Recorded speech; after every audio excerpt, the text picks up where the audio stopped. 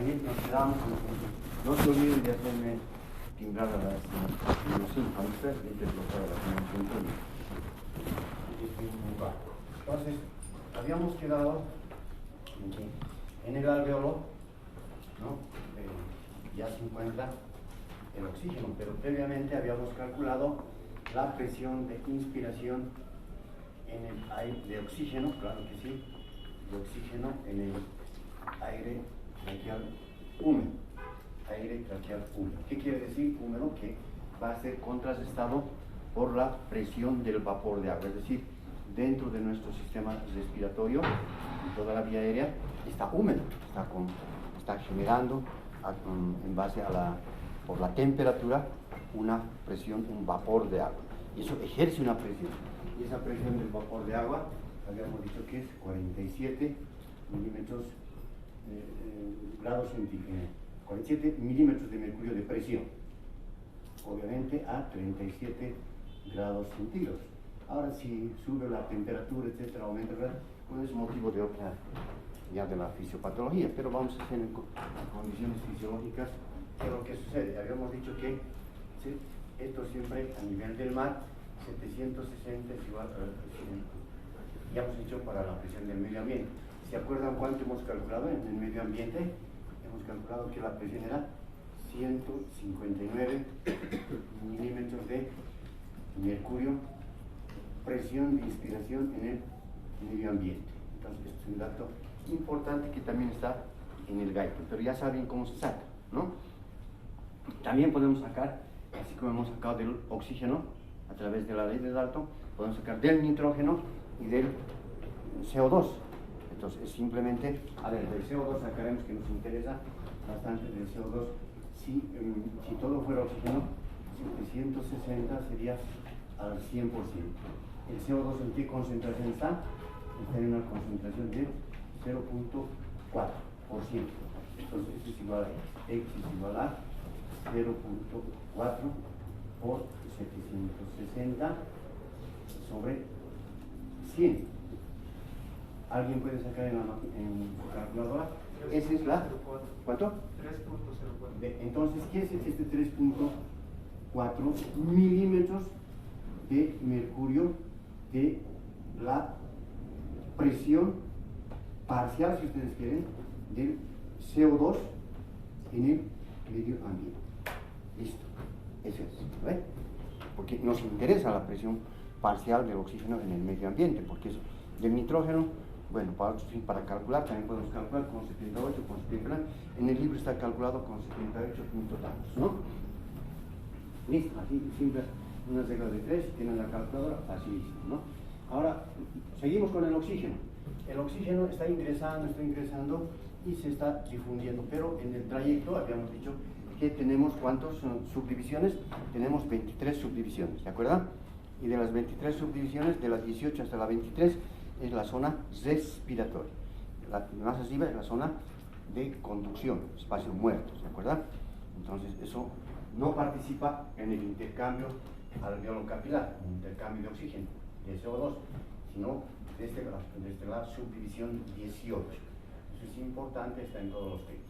Bueno, estamos en el aire traqueal húmedo y decimos 760 menos 47, esto hemos dicho ayer, 713, si todo fuera oxígeno entre el 100%, pero como es solamente el 21, decimos X es igual a 21 por 760, algunos lo hacen directo por 0,21, ¿no? Es el VO2, pero vamos a hacer paso por paso. Esto es igual a 149, ¿qué? 149 siempre milímetros de mercurio. ¿Dónde? La presión de inspiración del oxígeno en el aire traqueal húmedo. Ya está bajando el oxígeno, entonces tenemos este dato, 149 milímetros de mercurio. El oxígeno está bajando y se está difundiendo, ¿no? Hagan de cuenta que es cinética, es un movimiento, ¿no? La cinética del oxígeno o el transporte del oxígeno. Llega al alveolo. En el alveolo tenemos la presión alveolar del oxígeno, que siempre que hablamos de alveolar, en el examen yo pongo siempre A mayúscula, ¿no? Aquí, ya habíamos hecho la... ¿Se acuerdan los datos? Vamos a seguir insistiendo en esos datos. Habíamos hecho esto que va a ser un hecho capilar, ¿no es cierto? Esquemáticamente. Ustedes pueden hacerlo de todas las formas posibles, si quieren en cuadraditos, si quieren redonditos, si quieren dibujitos, con muñequitos, etcétera, depende, ¿no? Entonces habíamos dicho que este es el ventrículo derecho y aquí viene la aurícula derecha. Todo esto es esquemático.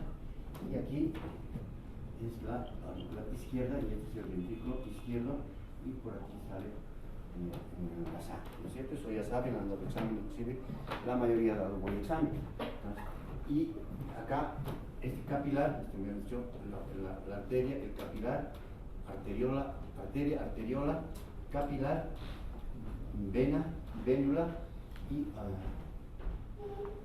aurícula izquierda. Y este es nuestro alveolo, ¿no es cierto?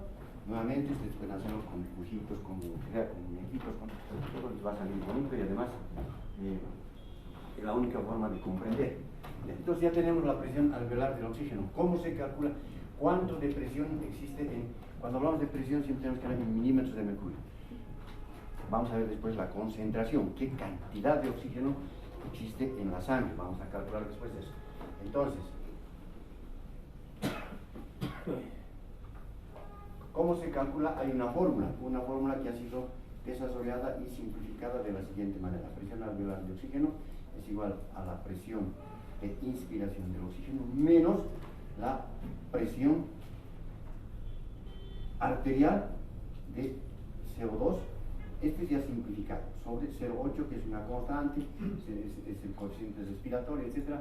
Simplemente grábense la fórmula porque esto les va a servir, ¿ya? Entonces, esta presión arterial de CO2, habíamos dicho que es esta, ¿no? Presión arterial de oxígeno es igual a 95, ¿no?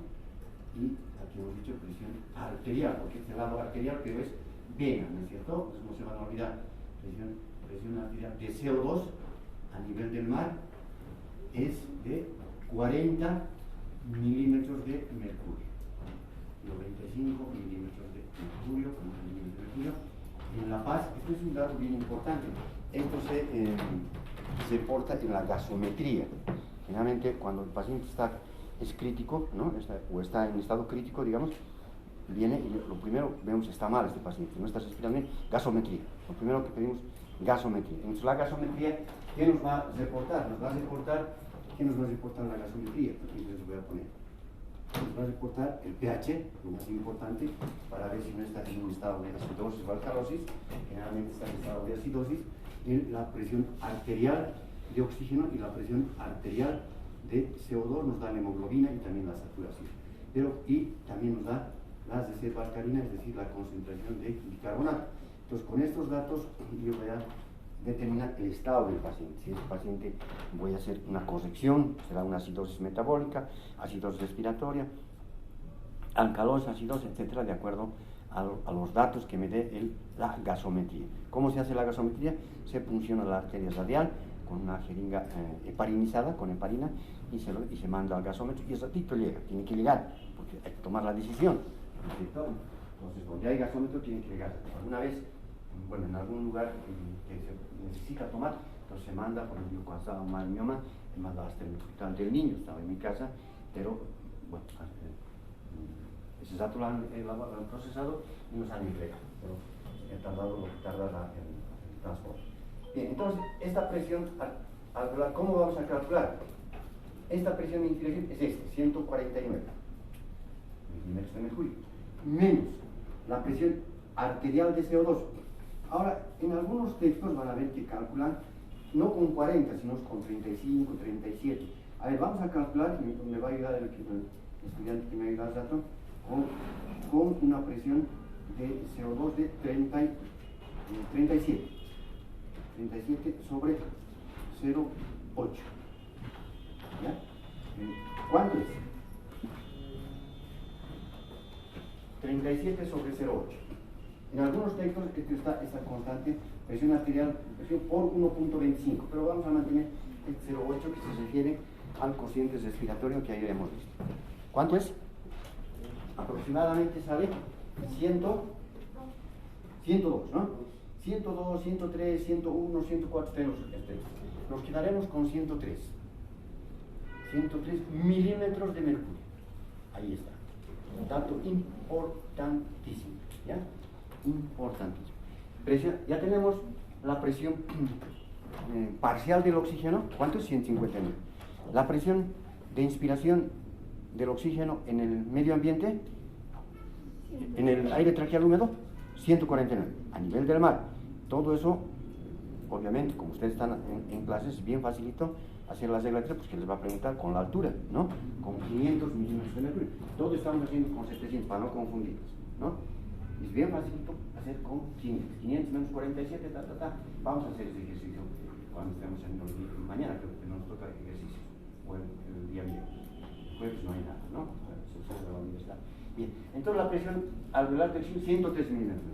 Por eso es cascada, ¿no? Por eso se llama cascada, porque viene así como una escalerita, va bajando y va disminuyendo hasta llegar a la mitocondria. El oxígeno llega con una presión, y dice la mitocondria, con 2 milímetros de mercurio o con 5 milímetros se conforma para que pase el oxígeno a la mitocondria y se produce la respiración celular. Entonces vamos bajando aquí, ya estamos en el alveolo con 103. Entonces, ¿él pasa a dónde?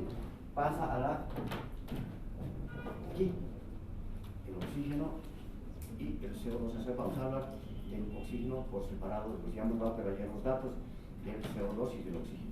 Entonces, el oxígeno pasa al capilar pulmonar. A ver, ¿cuántos alveolos tenemos? Les han dicho en las clases inaugurales cuántos alveolos. ¿Alguien se acuerda? 300 millones, ¿no?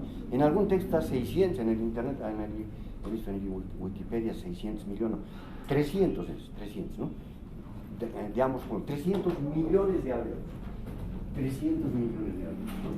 Inclusive en algunos está 150, pero 300 en ambos puntos, 300 millones. No se olviden que millones es con 6 ceros, ¿no? Así no le ponemos 300 millones, ¿no? Le ponemos 6 ceros, ¿ya? Ahora, miren ustedes qué impresionante es nuestro organismo, ¿no? Dice que ¿cuántos capilares hay? Hay 200.000 millones de capilares. 200.000. ¿Qué quiere decir? Que cada de estos alveolos está rodeado de capilares, ¿no? Desde la zona de respiratoria 17, 200.000, y aquí 6 ceros, 1, 2, 3, 5, 6, 200.000 millones de capilares. Y entonces, ¿cómo se produce el intercambio de gases? En 0,75 segundos. Ya el oxígeno pasa por el capilar. En 0,75 segundos. Fíjense, esto es 0,75 segundos. Qué impresionante, ¿no? Y dice, en el primer tercio, o sea, y en la tercera parte ya se ha producido el intercambio gaseoso. Qué velocidad, ¿no? Debe ser que no lo vemos, ¿no? Pero ya el oxígeno ha ingresado al capilar y el CO2 ha salido en el primer tercio de la circulación capilar. De nuevo, ¿en qué tiempo pasa el oxígeno por los capilares y por los alveolos? En 0,75 segundos. 0,75, menos de un segundo. En el primer tercio, está en el texto, ya se ha producido el intercambio gaseoso. Es decir, ha salido el CO2 y ha entrado el oxígeno. Ha ingresado el oxígeno, ¿no? Ahora, ese oxígeno tiene que unirse aquí a la hemoglobina. A la hemoglobina, ¿no? Ese oxígeno se une a la hemoglobina. Entonces, la hemoglobina, ¿dónde está? Está en el glóbulo rojo. Ahora, un dato. Esta distancia que se corre de acá a acá, ¿cuánto es? Es de 0 del espacio intersticial, desde 0,2 a 0,6 micras. El espacio intersticial es de 0,2 a 0,6 micras. El diámetro del capilar es 0,5 micras. ¿Por qué? Porque el glóbulo rojo tiene que asugarse, si vale el término, se pone cóncavo y tiene que pasar rápidamente. Se asuga, pasa y ya se ha impregnado de oxígeno. Dentro del glóbulo rojo está la hemoglobina. Y la hemoglobina, ustedes han visto en sangre, ¿qué tiene? Que tiene un grupo M y una proteína, la globina, ¿no es cierto? Y está conformado de hemoglobina por 4 subunidades proteínas, ¿no? 2 subunidades alfa y 2 subunidades beta, ¿no es cierto? Los grupos pisóricos están, ¿no? Simétricamente, ¿no? Están apuntando y fijan al fieso. Y el fieso está con 4 grupos pisóricos, unido a 4 grupos pisóricos, y a su vez está unido a las 4 cadenas de proteínas, ¿no? Las proteínas cadenas alfa y cadenas beta. Cada subunidad alfa ya se une al oxígeno. ¿A través de qué? Del fieso. Entonces, el fieso en la hemoglobina, ¿no? Con fieso, pero el fieso en su estado fesoso. Ustedes saben que el fieso vale 2 y 3, ¿sí o no? Entonces, en el estado fesoso vale 2. Entonces, el fieso la hemoglobina con el fieso, con el oxígeno, se une a través del fieso en su estado fesoso, ¿ya? No sirve en el estado fésico. No sirve.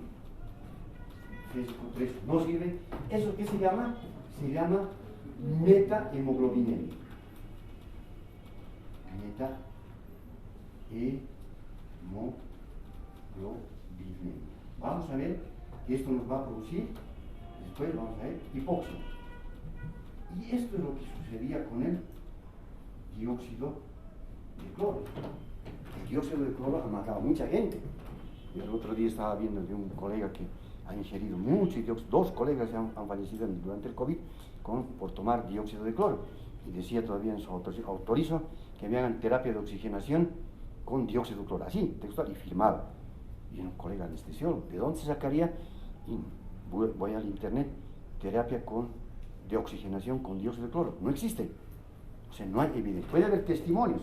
Una cosa es el testimonio que se ha curado, que, como decía esa doctora que hacía propaganda, yo tenía una sarna en el labio y me he curado. Y con ese argumento, bueno, ha convencido a mucha gente, seguramente por vender el dióxido de cloro. No me consta, pero no.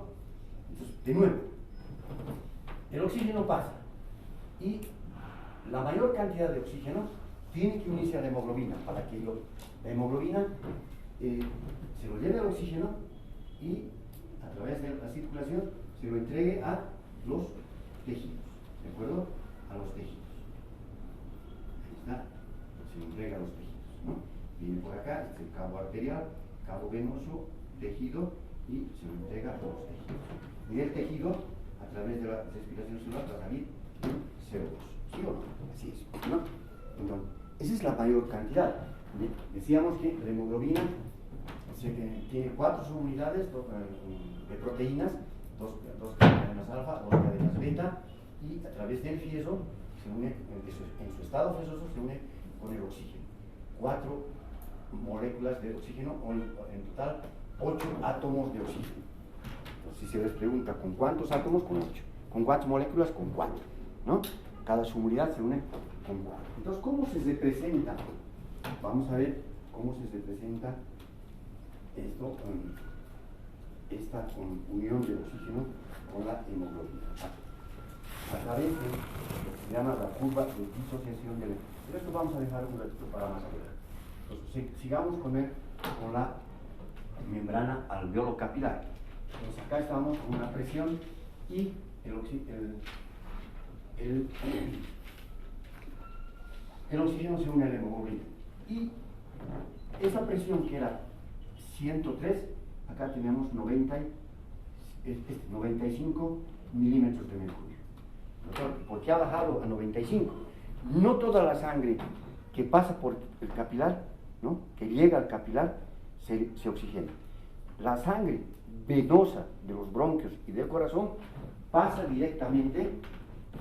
Vamos a hacer un color. Hay una parte que es un 2 o 3%, no me pinte esto, pasa directamente, esta sangre venosa, al otro lado de la circulación y lo mezcla a esta sangre que estaba oxigenada y lo mezcla. Y por eso disminuye a 95. Por eso, este cortocircuito se llama cortocircuito shunt, que es lo mismo, o mezcla venosa. ¿Ya? Estos shunt o cortocircuitos es lo que hace. ¿Por qué se presenta esto? Porque no toda la sangre, de nuevo, no toda la sangre que llega al capilar, que pasa por el capilar, se oxigena. Hay una parte de la sangre que viene de los bronquios, ¿no? La sangre venosa, que viene de los bronquios. No olviden que los bronquios bueno, están irrigados, los capilares, que es la tráquea, los bronquios, etcétera, están irrigados por la arteria que viene de la carótida, y también tiene que volverse con qué, como vena, ¿no es cierto?, llevando sangre oxigenada. Por eso a este nivel de los shunts, de los cortocircuitos arteriovenosos, la presión venosa es igual a, de oxígeno, es igual a 40 milímetros de mercurio. O sea, es una sangre poco oxigenada. Y lo mezcla a esta sangre que está acá. Y por eso baja la presión arterial, en este lado de la arteria, a 95 milímetros de mercurio. Eso vamos a representar en la curva de disociación de la hemoglobina, acá, 95 milímetros de mercurio. ¿Ya? 95 milímetros. Entonces, esta curva de disociación de la hemoglobina, igual que cuando les han preguntado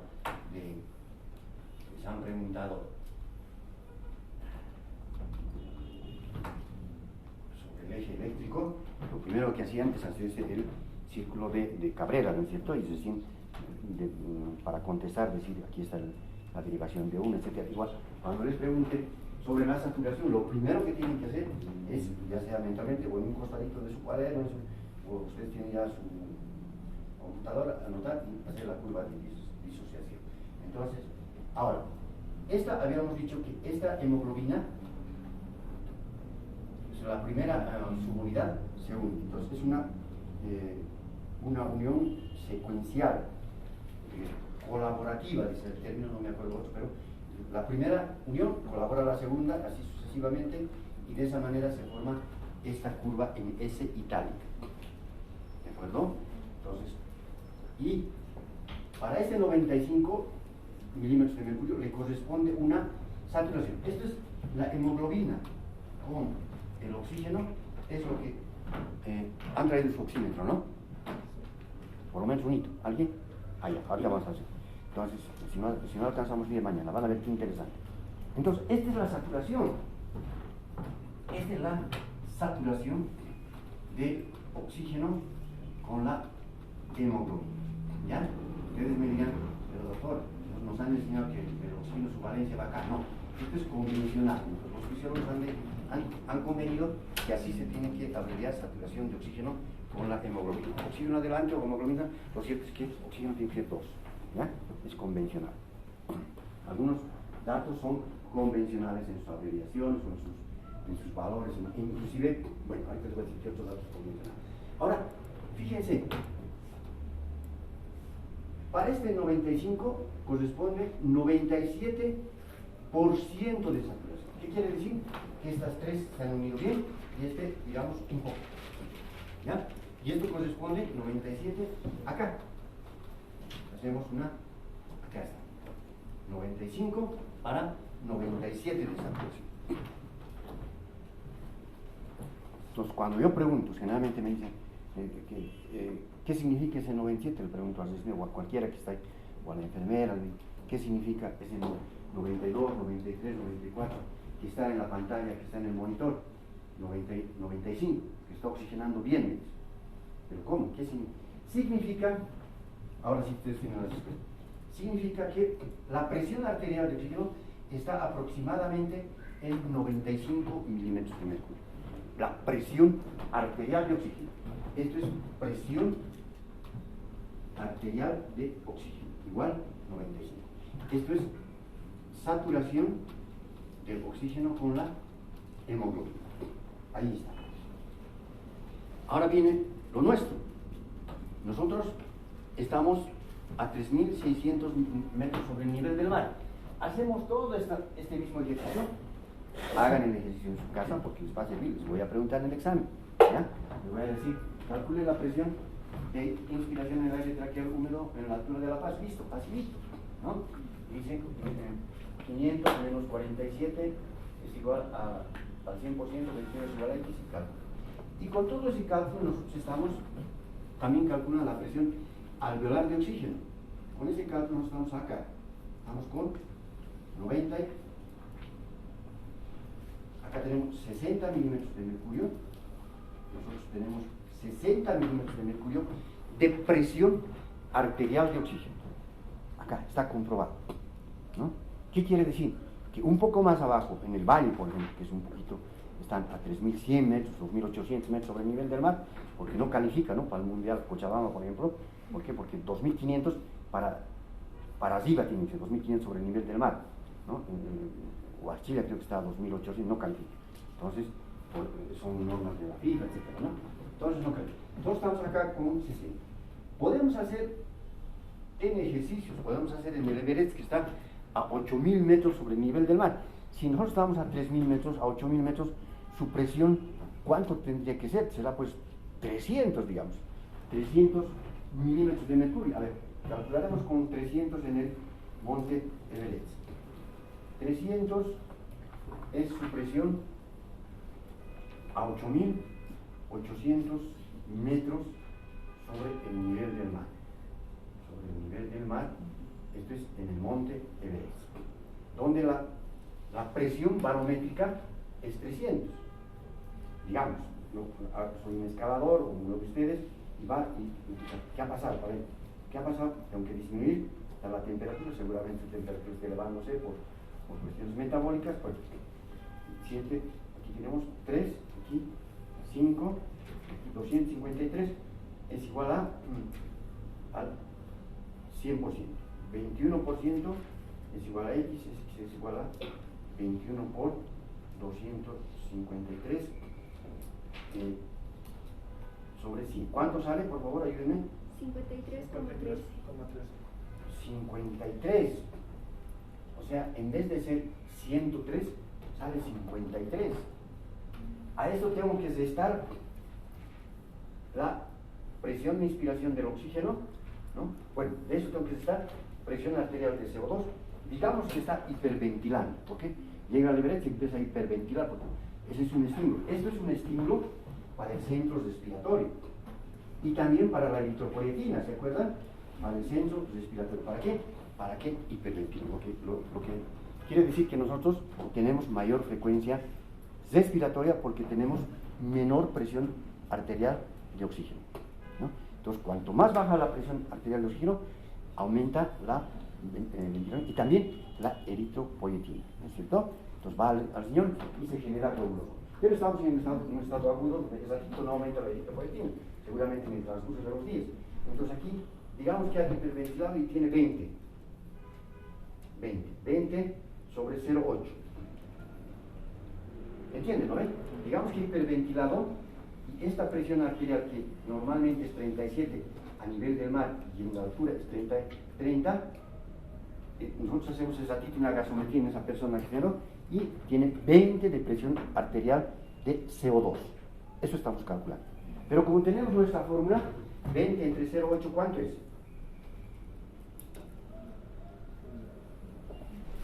Calcúlenme 50 menos 20 entre 0,8. 28. Fíjense, 28 ¿qué? 28 milímetros de mercurio acá, en la presión, en el alveolo, 28.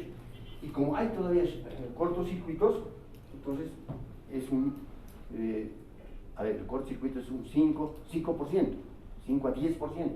Entonces hay que restar el 10% menos 2.8 más, entonces sería 25. Estaría acá. Miren ustedes, estaría acá su presión y él estaría saturando con 50 o 40%. Estamos hablando en el ejemplo. O sea, podemos hacer los ejercicios con las alturas que ustedes quieran, ¿no? En Chacaltaya, a 4.000 metros, el avión a cuánto tiempo, a cuántos de presión está presurizada, dice. Estamos volando, ¿a cuántos son metros de altura? A 1800 metros está presurizada, ¿no? Como si estuviéramos a 1800 metros sobre el nivel del mar. Para esa altura está presurizada. Vean ustedes entonces qué importante es conocer esta relación. Esta es la curva de disociación de la hemoglobina. ¿Qué quiere decir? Que existen factores que cuando, por ejemplo, una persona está con un problema pulmonar, un problema de eritrocitosis o con hipertermia, entonces estos valores van a desplazarse a este lado, ¿ya?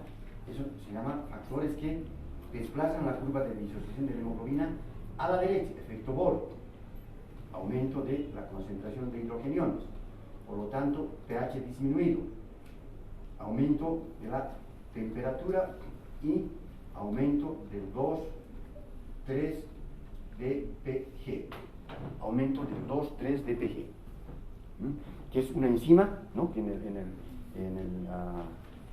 la glucólisis se encuentra en el glóbulo rojo. Entonces, a mayor cantidad de glóbulo rojo, ¿no? Si hay mayor cantidad de 2,3 dPg, lo que quiere decir que la curva está desplazada a este lado. Lo contrario, cuando esto es acidosis, ¿no? Disminución del pH es acidosis. Lo contrario, cuando hay alcalosis, disminución de hidrogeniones, por lo tanto, aumento del pH, alcalosis, o disminución de la temperatura, o disminución del 2,3 dPg, ¿en qué casos? De anemia, 2,3 dPg, difosfoglicerato, DPG, bueno, muy bien, DPG, difosfoglicerato, ¿no? Estos factores desvían la curva de disociación hacia la izquierda, ¿ya? ¿Qué quiere decir? Que cuando se desvía a la derecha, disminuye la afinidad del oxígeno por la hemoglobina. ¿Qué quiere decir? Que acá, con estos factores, la hemoglobina va a disminuir su afinidad. ¿Con qué objeto? Con el objeto de entregar más oxígeno al tejido. Entonces, los factores que desplazan la curva de disociación de la hemoglobina a la derecha, que son el aumento de hidrogeniones, disminución del pH, aumento de la temperatura y aumento del 2,3 dPg, disminuyen la afinidad de oxígeno por la hemoglobina. ¿Con qué objeto? De entregar más oxígeno a los tejidos. Lo contrario va a ser, va a ser que estos factores que están a la izquierda detengan el oxígeno y no lo entreguen.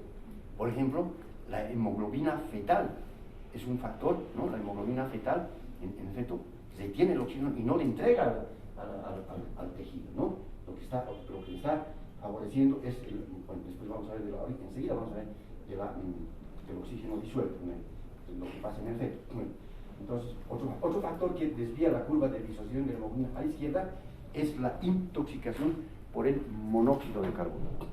El monóxido de carbono, ya, o sea, cuando han visto, ¿no? Varias veces hay noticias de que se ha intoxicado por monóxido de carbono, dejan la batería, dejan el gas, etcétera, y empieza a inhalar, y como es un gas que no se siente, y como está cesado el ambiente, entonces la hemoglobina se une 200, tiene mayor afinidad, 250 veces más por el monóxido que por el oxígeno. Entonces no deja que el oxígeno se una a la hemoglobina y se produce la hipoxia, ¿ya? Y se muere, ¿no? Se muere, ¿ya? Entonces esos factores, hay un factor de referencia que se llama, ustedes van a ver en los libros, la P50. Aquí en las defensas de los trabajos de investigación, el doctor Mamani, que era nuestro, que ahora es gerente de la caja, preguntaba bastante, les decía, ¿qué es la P50? La P50 es un factor de referencia, es un dato de referencia que dice que es la presión, esta es la P50, entonces P50. Muchos dicen P50, el 50% está saturado. No, P50, la definición, anoten. Es la presión arterial a la que el oxígeno se encuentra saturado con la hemoglobina en un 50%. Entonces la P50 es 27 milímetros de mercurio. ¿Ya? Disculpe, ¿lo puedo cuenta? Sí, ya estoy. Ya.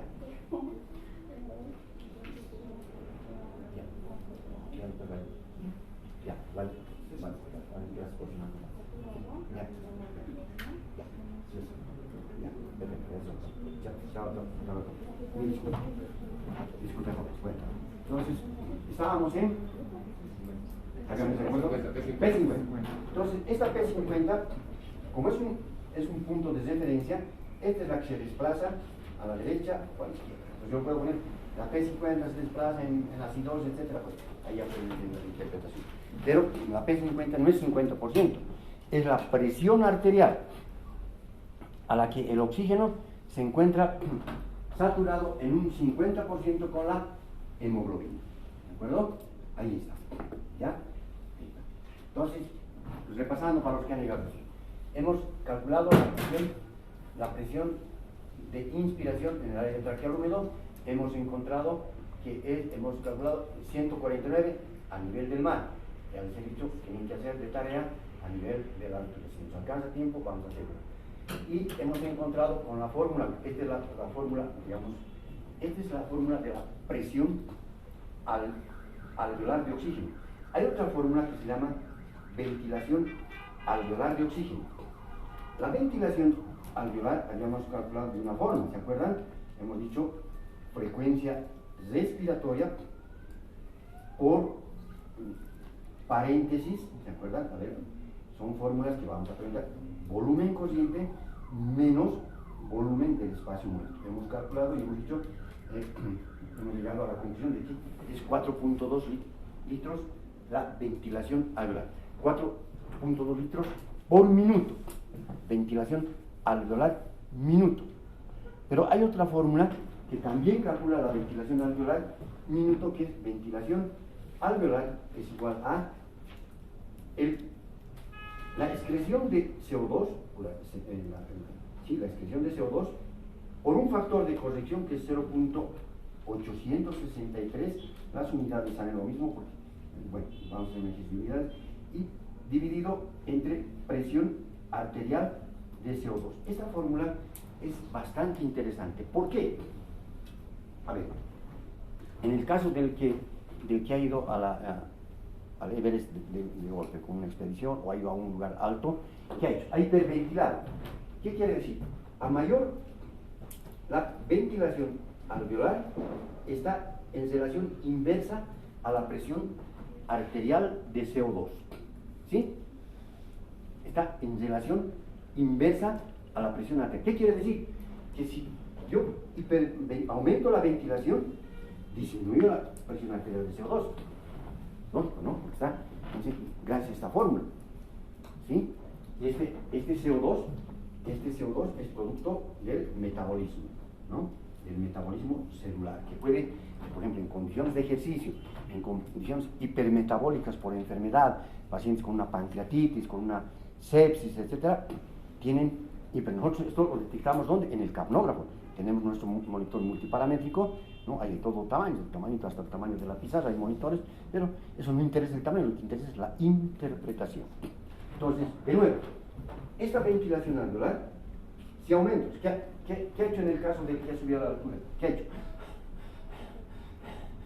Y le tomo gasometría, y la gasometría les reporta presión arterial de CO2 disminuida. Lo contrario, ¿sí? Bien, llega un pacientito, quien sea, por ejemplo, ese muchacho que se ha caído desde el cadete, digamos, ha llegado y se ha golpeado la cabeza, ¿no? Más bien no se ha golpeado, pero está paralizado desde las costillas, no siento, dicen, ¿no? Han leído las noticias, no siento. Y lo peor de todo, ya está paralítico, ¿no? Porque se ha lesionado la médula, y lo peor de todo, esfínteres, no maneja ni vesical ni rectal, ¿no es cierto? Entonces, se hace el uno, se hace el dos, todo eso. Entonces, ¿qué pasa si se golpea la cabeza? Entonces, hay una hipoventilación. Entonces, La hipoventilación puede ser por muchas causas. Pues poniendo un ejemplo. Vamos a ver todos los ejemplos que hay de hipoventilación. Hipoventilación quiere decir ventilar poquito. Hiperventilación, ventilar alto, ¿no es cierto? Hiperventilar. Entonces, esos conceptos tienen que meterse en su cabecita para siempre. Hipoventilación. Al contrario de acá, si hipoventilo, ¿qué va a hacer con el CO2? Hipercarbia. Ya está, ya, como dice la Mafalda, ya le han cachado, ¿no? ya le han encontrado la. Entonces, hipercapnia. ¿Y qué hemos dicho de la hipercapnia? ¿Qué va a pasar? ¿Qué hace la hipercapnia? Edema cerebral, ¿no es cierto? Edema cerebral. A mayor cantidad, 40, 60, porque hemos dado valores de presión arterial de CO2, ¿no? No se confundan. Esto es excreción de CO2 y esto es presión arterial de CO2. ¿Cuánto es esto? Este valor de excreción de CO2 del tejido? 200, ¿no? Y el consumo de oxígeno, 250 ml por minuto. Nunca se olviden las unidades. Ml por minuto. Si quieren, podemos sacar ml por minuto y este factor con todas sus unidades, y esto en milímetros de mercurio.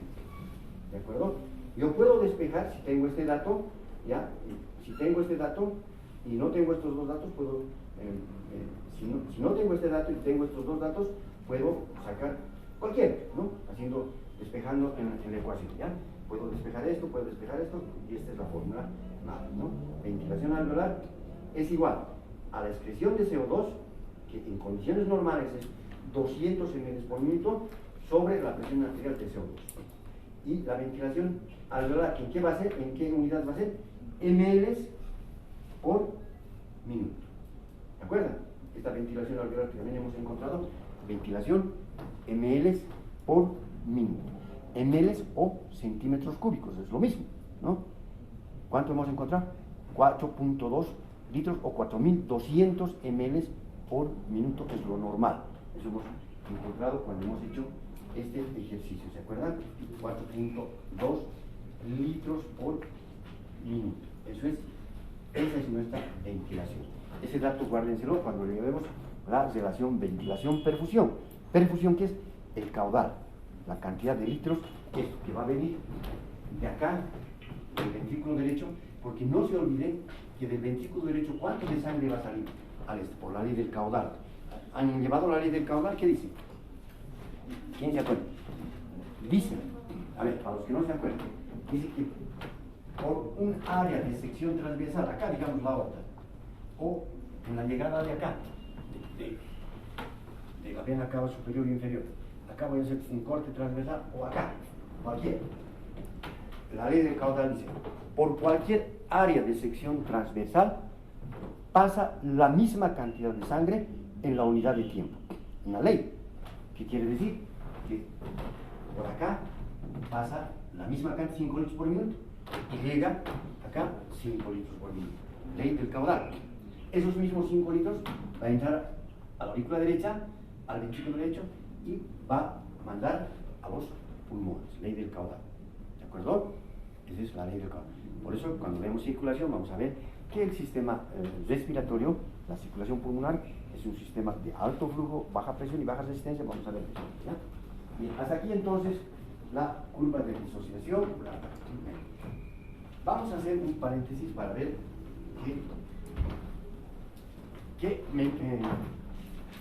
miren, que espero que no se hayan desorientado porque garanteo, pero como hago, repito varias veces, espero que en su cuaderno apunten bien. Entonces aquí vamos a ver que el alveolo pasa, por favor no se olviden, vamos a hacer ahora un poquito más grande esto, ¿sí? Las 5 capas que está en su libro está dibujado como una habichuela, digamos, así, de esta forma está dibujado en el libro, ¿no? Sí. Pero aquí lo vamos a explicar al alveolo para no perder.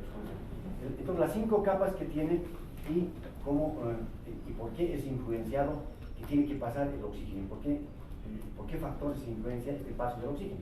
Entonces, fácil, ¿no? Acá tenemos el líquido que está conteniendo al factor surfactante, que es producido ¿por qué? Por los neumocitos tipo 2, que se almacenan en cuerpos lamelares, así es, ¿no ven? Eso les han dado las anteriores clases. Entonces, esa sería una capa. La otra capa es de las células epiteliales, los neumocitos tipo 1 y tipo 2 también, ¿no?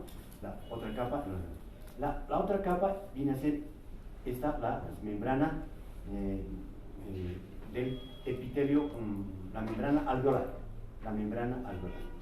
Y el intersticio es considerado otra capa. Este es el intersticio que les había dicho, que es de 0,2 a 0,6 micras de distancia o de diámetro, si ustedes quieren. Y la otra capa es la membrana basal del capilar, que es esta. Y la otra capa, o sea, las células epiteliales o endoteliales, mejor dicho, del capilar. Entonces, estas 6 capas va a atravesar el oxígeno para llegar hasta la sangre capilar. Nuevamente, es la primera capa de agua, ¿no? Donde se encuentra el factor surfactante. ¿Qué es el factor surfactante? Es un fosfolípido, ¿no es cierto?, que va a disminuir la tensión superficial. Eso les han dicho. Entonces, cuando no hay este factor, especialmente en los niños recién nacidos, hay el colapso. En ese caso, cuando hay este colapso, ¿qué va a pasar? Va a aumentar pues, los cortocircuitos arteriovenosos. Entonces aumenta la mezcla venosa y el chiquito entra en insuficiencias respiratorias. Lo que se llama también síndrome de membranas hialinas. Así se llama en pediatría española, síndrome de membranas. Entonces aumenta el cortocircuito y el chiquito entra en hipoxia por un síndrome de distrés respiratorio del recién nacido. Síndrome de distrés o dificultad respiratoria del recién nacido. ¿Por qué? Por falta de surfactante. Esto también sucede en los grandes fumadores cuando se descompensan, entonces porque falta de factor surfactante y bueno, no respiran, no expanden sus alveolos porque no hay quien disminuya la tensión superficial. Ahora bien, fíjense, para que el pulmón atraviese tiene que haber, existe la ley de Fick. La ley de Fick. ¿No? Entonces, la ley de Fick determina la velocidad de difusión del oxígeno, que está determinada por qué. Está determinada por el gradiente de presión a ambos lados de la membrana. Vamos a hacer algo más esquemático. ¿Ya? Ambos lados de la membrana. Entonces, la ley de Fick, ¿qué dice? Determina la velocidad de difusión del oxígeno. Entonces, esa velocidad de difusión del oxígeno está influenciada por la diferencia o el gradiente de presión. El oxígeno tiene un gradiente de presión, ¿no es cierto? ¿Cuánto es su gradiente de presión del oxígeno? ¿Quién me puede decir? Ya hemos dado los datos. Gradiente diferencia. En el alveolo la presión es 103 y en el capilar es 40. Por lo tanto, el gradiente está a favor del capilar y es 63, ¿no es cierto? 103 menos 40, 63. Por lo tanto, el gradiente de presión es directamente proporcional a la velocidad de difusión del oxígeno. ¿De acuerdo? Esa es la ley de Fick. Ahora, ¿en qué casos estará aumentado este gradiente de presión? ¿O estará disminuido? En muchos casos. Por ejemplo, en una ventilación mecánica. En una ventilación mecánica yo voy a aumentar este 21%, ya vamos a ver enseguida, este 21%, puedo aumentar ya con la oxigenoterapia al doble, al triple, enseguida vamos a ver eso. Y aumento el gradiente de presión. ¿De acuerdo? Entonces, cuando hay oxigenoterapia. Entonces, aumento la velocidad de difusión. Si le estoy dando, ya sea a presión del medio ambiente o con un ventilador, estoy aumentando el gradiente de presión. Estoy aumentando la diferencia alveolo arterial. Entonces, otro dato que tienen que tener en cuenta es la diferencia alveolo arterial de oxígeno, que también es importante. A ver, ¿dónde les anoto? Diferencia alveolo arterial. Diferencia, así se llama, alveolo arterial de oxígeno. ¿Cuánto es en el alveolo? 103. Y en el capilar, 95. 103 menos 95, ¿cuánto es? 8. De 8 a 15 es la diferencia alveolo arterial normal. Diferencia alveolo arterial normal. Diferencia alveolo arterial normal es igual a, entonces vamos a hacer diferencia alveolo arterial es igual a 103. 3 menos 95, igual 8, ¿no? Esa es diferencia al valor. Pues sus valores van de 8 a 15, inclusive en algunos sí, hasta 30 puede ir para ser normal, ¿ya? Ahora, ¿en qué casos este dato puede? Claro, si le doy una ventilación, le estoy dando oxígeno al 20, 30, mejor dicho, al 40, 50%, voy a mejorar el gradiente de presión. Entonces, es directamente proporcional al gradiente. También es diferente a la superficie de intercambio gaseoso. Esta superficie, en el libro van a encontrar esta superficie de intercambio gaseoso. Esta superficie. ¿Cuánto será esa superficie de intercambio gaseoso en todo el pulmón? Si, digamos por acá, aquí ponemos globos, y por abajo está el río de sangre, por acá están los globos de aire, ¿no? Está el oxígeno, y por abajo está la sangre, y todos los alveolos los expandimos. Los científicos han medido 70 metros cuadrados, 70 metros cuadrados, es decir, lo que equivale en todos los textos dice a una cancha de tenis. Esa es la superficie de intercambio gaseoso. Fíjense cuánto es la superficie de intercambio gaseoso, es inmenso, ¿no? Entonces el oxígeno está entrando y el CO2 está saliendo en esa superficie de intercambio gaseoso, en esta superficie. No estamos simplemente trabajando con un alveolo que nos representa, ¿no es cierto?, para nuestra explicación. Entonces, es directamente proporcional a la superficie de intercambio gaseoso. ¿En qué caso estará aumentado? ¿No? Igual, en casos de oxigenoterapia, ¿no? En caso del ejercicio, ¿no? Aumenta, en el caso del ejercicio aumentará el gas. Me van a hacer recuerdo, me van a hacer algunos están cansaditos, por favor, reaccionen. ¿En qué caso estará aumentado esta superficie? En caso de que aumente el gasto cardíaco, en caso de que tenemos oxigenoterapia, etc. Otro factor, ya vamos a terminar, factor de coeficiente de solubilidad. ¿Ya? El coeficiente de solubilidad es mayor en el CO2 que el oxígeno. Van a ver, hay una tabla en el libro que cada tiene un coeficiente, es 20 veces más difusible el CO2 que el oxígeno. ¿Ya? El oxígeno. Entonces, ese coeficiente de solubilidad también influye en directamente proporcional a la velocidad de difusión del oxígeno. ¿Qué otro factor influye? Pero en este caso inversamente proporcional a la velocidad de difusión es el espesor o grosor o la distancia. Esto, ¿ya? Esto le pondremos distancia, espesor le ponemos. En el libro está así, espesor, ahí está. ¿Qué quiere decir? Que esto es inversamente proporcional. Es decir, cuanto más grueso sea esto, va a haber dificultad en el transporte, en la velocidad de difusión del oxígeno. Ejemplo, una fibrosis. Ejemplo, un edema agudo de pulmón. Edema agudo de pulmón. Edema quiere decir líquido. Fibrosis quiere decir duro, ¿no es cierto? Dos ejemplos, puede haber muchos más, ¿no? Entonces, en esos casos, ya, esa es la ley de Fick. Bien. Otra fórmula, ¿qué horas?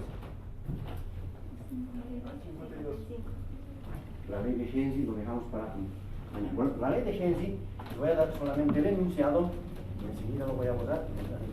La ley de Henry dice que la concentración de un gas, en este caso el oxígeno, es directamente proporcional al coeficiente de solubilidad de ese gas por la presión a la que está sometido ese gas.